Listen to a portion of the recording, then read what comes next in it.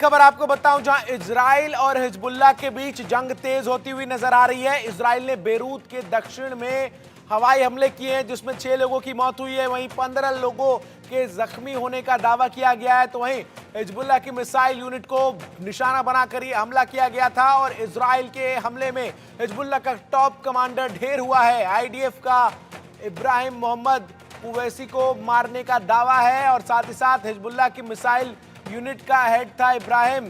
तो लगातार ये तस्वीरें आप अपने टेलीविजन स्क्रीन पर जो देख रहे हैं, कुछ ऐसा ही मंजर आपको 1 साल पहले गाजा में देखने को मिल रहा था और अब ऐसी तस्वीरें लेबनान के बेरूत से सामने आ रही है, जहां इजराइल की तरफ से लगातार जिस तरीके से हमले बोले जा रहे हैं, उसने बेरूत को खंडहर में तब्दील करने की शुरुआत कर दी है।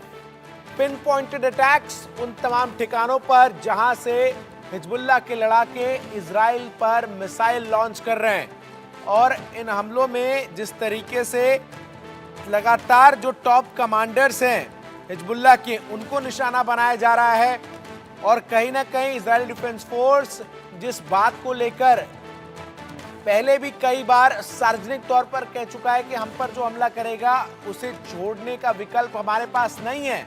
और यही बड़ी वजह है, पिछले साल आपको बताऊं, जब हमास के आतंकियों ने इजराइल पर हमला किया था, उसके बाद जब से हमास और इजराइल के बीच जंग शुरू हुई, हिजबुल्लाह लगातार जो दक्षिणी हिस्सा है इजराइल का, वहां पर हमले कर रहा था। इजरायली डिफेंस फोर्स जहां एक तरफ गाजा में युद्ध लड़ रही थी, तो वहीं उसके सामने दोहरी चुनौती लेबनान से सटी इजराइल की सीमा पर लगातार हो रहे हमले थे।